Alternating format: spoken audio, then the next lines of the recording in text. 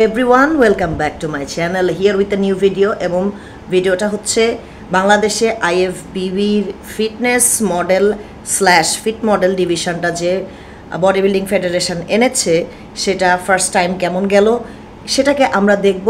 Plus আমরা দেখব যে ইন্টারন্যাশনালি আইএফবিবি বা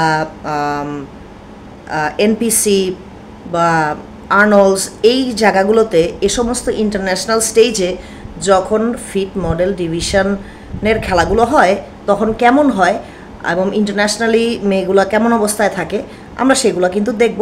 এবং প্লাস কী কী জিনিস অ্যাড করছে, কী কী জিনিস অ্যাড করে নাই, সে সমস্ত জিনিসও আমরা আলোচনা করব, the good and the bad. So let's dive in.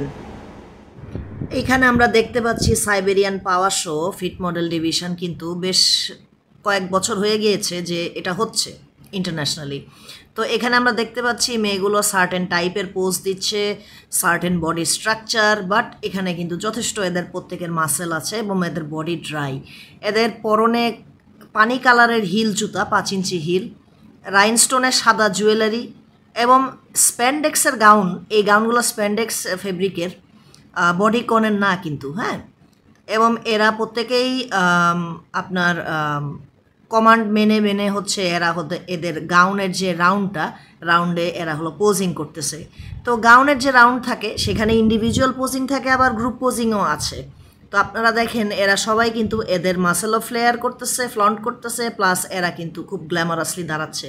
তো ফিট মডেল গাউনের যে পর্বটা, গাউনের উদ্দেশ্যটা হচ্ছে এরা কতটুকু গ্ল্যামারাস দেখায় এদেরকে সেইটা দেখা, আর হচ্ছে প্লাস এদেরকে ফিটের মধ্যে কতটুকু গ্ল্যামারাস দেখা যায় সেটাও দেখা। তো এখন আমরা গাউনের যে পর্বটা সেটা দেখতেছি, এরপরে সুইমস্যুট পরে যে পর্বটা হয় সেটা আপনারা দেখবেন। এই যে দেখুন এখানে মেয়েরা সুইমস্যুট পরে কিন্তু ফিট মডেল ডিভিশনের মেয়েরা পোজ দিবে। এখানেও তাদের পরনে আছে হচ্ছে গ্লাস কালারের হিল শু এবং তাদের বিকিনি স্যুট। এবং এই বিকিনি কিন্তু সুইমিং পুলের বিকিনি না, এটা হলো আইএফবিবির নিজস্ব কাপড় দেয়া, হ্যাঁ। ওই গাউনটা ওরা দেয়, আবার এই সুইমস্যুটগুলোও আইএফবিবি থেকেই দেয়, আবার এগুলো কিনতেও পাওয়া যায় এদের দোকান থেকে। তো আমাদের বাংলাদেশে তো আর এসব নাই। তো এখন এই যে এই বিকিনি রাউন্ডটা, এটা তো আর বাংলাদেশের এই ফিট মডেল ডিভিশনে এটা তো আর আমদানি করে নাই, যেটা করছে সেটা হচ্ছে শুধু গাউনের টানছে। হাউএভার অরিজিনালি দুটো রাউন্ড থাকে। আর সুইমস্যুট পর্বটার উদ্দেশ্য হচ্ছে আপনি ট্যান করা অবস্থায় একটা মেয়ে একেবারে স্টেজ রেডি অবস্থায় তাকে কেমন দেখা যাচ্ছে, তার ফিটনেস লেভেলটা কি, তার গায়ের মাসেলের কী অবস্থা, তার কন্ডিশনিংয়ের কী অবস্থা, ডেফিনেশন কীরকম, তার শেপ কীরকম, তাকে একটা নির্দিষ্ট ওয়েতে পোজ করতে হবে, সেভাবে তাকে কেমন লাগছে, এগুলো সব কিছু জাজ করে জাজেসরা স্কোর কিন্তু দেয়। এখন আমরা দেখতে পাচ্ছি হলো বাংলাদেশে হয়ে যাওয়া ফিট মডেল ডিভিশনের যে খেলাটা সেটা। তো এরা সুইমস্যুট পর্ব রাখে নাই, এরা জাস্ট গাউনের পর্বটা রাখছে। এবং আপনারা দেখতেই পাচ্ছেন যে এদেরকে অনেক ট্রেনিং দেয়া কিন্তু হয়েছে, তা সত্ত্বেও এরা কিভাবে দাঁড়াইছে। একজন ভালোভাবে দাঁড়াইছে আর বাকিরা এমনভাবে দাঁড়িয়ে আছে যে ওনাদের র্যাম্প শো হচ্ছে, এখানে ফিটনেস শো হচ্ছে না। তার মানে এইখানে যে মেয়েগুলির ধারণা একেবারেই নাই ইন্টারন্যাশনাল খেলা কীরকম হয় সেগুলো নিয়ে, আমি মনে করতেছি যে এদের আসলে ওভাবে ধারণা নাই। তো এখানে কিছু কিছু মেয়ে আছে, যেমন যে ফোর্থ হয়েছে একদম বাম দিকের জন, তার জামাও কিন্তু ঠিক নাই, তার জামার কাটিংও কিন্তু ঠিক নাই। আর এখানে দেখেন বাম দিকের যে মেরুন কালারের গাউন, ও কিন্তু বসুন্ধরা গ্রুপের একটা প্লেয়ার, একে নামানো হয়েছে, ওর কিন্তু দাঁড়ানো একেবারেই ঠিক নাই। এবং এই পাশের মেয়েগুলিকে দেখেন, সিকুইন, রেড সিকুইন, তারপরে পিঙ্ক, ওদের গায়ে অনেক ফ্যাট, প্লাস ওদের দাঁড়ানো একেবারেই ঠিক নাই, জামার কাটিংও একেবারে ঠিক নাই। তো আমার মাফ করবেন, আমার ভিডিওটাতে একটু প্রবলেম হয়েছে। এখানে একজনকে দেখতে পাচ্ছি একেবারে শুকনা, এ কোনো দিন ব্যায়াম করে নাই, এর কোনো ফিগার নাই, কিন্তু এ সেকেন্ড পজিশন অকুপাই করলো কিভাবে জানি না, হয়তো কোনো আজে বাজে মিন্সের মাধ্যমে, হু নোজ। তো এইখানে যাকে দেখতে পাচ্ছি সে হচ্ছে ফার্স্ট পজিশন অকুপাই করছে। আমি ওর ক্ষেত্রে ভালো কথা বলবো, ওর গাউন ঠিক না থাকলেও ওভাবে তার কিন্তু ফিটনেস ভালো ছিল এবং সে ইন্টারন্যাশনালি যেভাবে মেয়েরা খেলে, যেভাবে পোজ দেয়, যেভাবে তার নিজেকে ক্যারি করে, সেভাবেই কিন্তু এই মেয়েটা নিজেকে ক্যারি করছে। যার জন্য আমি মনে করছি যে জাজেসরা ওকে যে ফার্স্ট দিয়েছে এটা জাস্টিফাইড এবং সুন্দর একটা জাজিং হয়েছে। হাউ এভার থার্ড প্লেস, যেমন ইনি হচ্ছে থার্ড প্লেস, এ হলো বসুন্ধরা গ্রুপের আরেকজন, তো এ হলো এদের আরেকটা প্লেয়ার আর কি নামানো হয়েছে, একে থার্ড পজিশন দিছে। এর জুতারও কোনো ঠিক নাই, এর ফিটনেস নাই, কিচ্ছু নাই। এ এমনভাবে পোজ দিয়ে বেড়াচ্ছিল পুরো স্টেজে যে অ্যাজ ইফ সে র্যাম্প করতেছে। তার ফিটনেস মডেলিং কীরকম হয়, ফিটনেস মডেলিংয়ের পোজ কেমন হয় সে ব্যাপারে কিন্তু তার কোনো ধারণাই নাই, ওর মুখে কোনো হাসি নাই। কিন্তু ওকে জাজেসরা থার্ড দিয়েছে ওর গ্ল্যামার দেখে, এটা বোঝাই যাচ্ছে জাজেসরা তাদের ইচ্ছা মতো একেবারে পয়েন্ট দিছে। আবার কিছু হয়তো পজিশান কিনা আছে, হু নোজ, এটা তো আর স্বীকার করবে না, তো পজিশান তো ডেফিনেটলি কেনা ছিল। আর এই হলো ফোর্থের তো জামার লেন্থই ঠিক ছিল না। সিক্সথের গাউন সুন্দর হলো, সিক্সথের কিন্তু গাউনের cutting according to the game ছিল না। এবং টপ 10-এর মধ্যে যেসব মেয়েগুলো গেছে তাদের মধ্যে যারা একটু মাস্কুলার ছিল তাদেরকে কিন্তু আগেই আউট করে দিছে। আর যে ফিফথ হয়েছে তার গায়ে একেবারেই গোস্ত ছিল না। তো আমরা দেখলামই ইন্টারন্যাশনাল অবস্থা কি আর বাংলাদেশের অবস্থা কি। এটা ফার্স্ট টাইম ছিল, তো এখানে ভুল হবে, এখানে অনেক কিছু ঠিক থাকবে না, সেটা আমি মানি, সেটা আমি মানছি। হাউএভার আমি তো ওখানে ছিলাম এবং আমি দেখছি মেয়েগুলা বেশিরভাগ যারা কম্পিট করছে, যারা পার্টিসিপেট করছে, এদের বেশিরভাগেরই কিন্তু এই গেমের ব্যাপারে, এটা বাইরে কেমন হয় এটার ব্যাপারে কিন্তু তাদের কোনো পড়ালেখা বা আগে থেকে একটা প্রিপারেশন বা কোনো ধারণা এদের কিন্তু নাই এবং ছিল না, ঠিক আছে। তো এরা ব্যাক স্টেজে যখন গেছে তখন এরা সাজতে ছিল এবং তখন এদেরকে একজন পোজগুলো শিখিয়ে দিয়েছে। তো পোজ যিনি শিখাই দিছে তার শিখায় দেয়া সত্ত্বেও এই মেয়েগুলা কিন্তু ঠিকমতো পোজ দিতে পারে নাই। ফার্স্ট যে সে সিরিয়াসলি পোজ দিছে, বাট বাকিরা এই যে সেকেন্ড, থার্ড, ফোর্থ, ফিফথ এবং সিক্সথ, ঠিক আছে, এরা একেবারেই পোজ ঠিকমতো দিতে পারে নাই। তো সেকেন্ডকে তো খুবই হাস্যকর লাগলো আমার কাছে, মানে এইটা স্টেজে উঠে কিভাবে আর করে কিভাবে, কোয়ালিফাই করে কিভাবে, সেটা অ্যাকচুয়ালি আমার মাথা দিয়ে ঢুকতেছে না।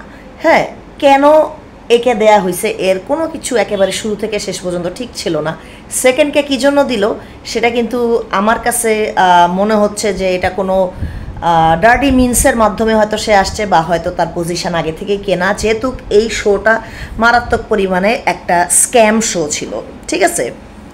সেকেন্ডটা বাদ দিয়ে এবার যদি আমার থার্ডের কথায় আসি, উনিও র্যাম্প করে বেড়াচ্ছিলেন। উনি মনে করছিলেন যে মডেল কথার অর্থই হচ্ছে র্যাম্প মডেল, অর্থাৎ র্যাম্প মডেলের মতো দেখতে হইতে হবে, তার র্যাম্প মডেলের মতো আচরণ করতে হবে, একটা ভাব নিয়ে স্টেজে হাঁটতে হবে। বিষয়টা কিন্তু আসলে তা না, ওদের যে কোনো আইডিয়া নাই সেটা আরেকবার প্রমাণিত হলো। তো ফোর্থকে আমি দেখেছি, দূর থেকে ফোর্থকে দেখেছি, ফোর্থের জামার লেন্থ কিছু ঠিক ছিল না এবং ফোর্থকে দিছে হয়তো তার জাজেসদের, তাকে তার ইয়াং একটা ছোট একটা মেয়ে, তাকে হয়তো ভালো লাগছে। বাংলাদেশি জাজেস তো বুঝেনি কী অবস্থা। ফিফথ যে সাদা রঙের গাউন যে ছিল, যে পরা ছিল, তার পোজিংয়ের কোনো কিছু ঠিক ছিল না। তারপরও ব্যায়াম করে যেহেতু পার্টিসিপেট করছে, ঠিক আছে, সমস্যা নাই, তাকে ফিফথ পজিশান দিছে, খারাপ দেয় নাই। সিক্সথ যাকে দিছে তাকে ফিফথ দিতে পারতো, হ্যাঁ, কিন্তু সিক্সথের গাউনের কাটিং ঠিক না থাকা সত্ত্বেও সিক্সকে কিন্তু যথেষ্ট গ্ল্যামারাস লাগছে, সিক্সকে কিন্তু ডিসেন্ট দেখা গেছে।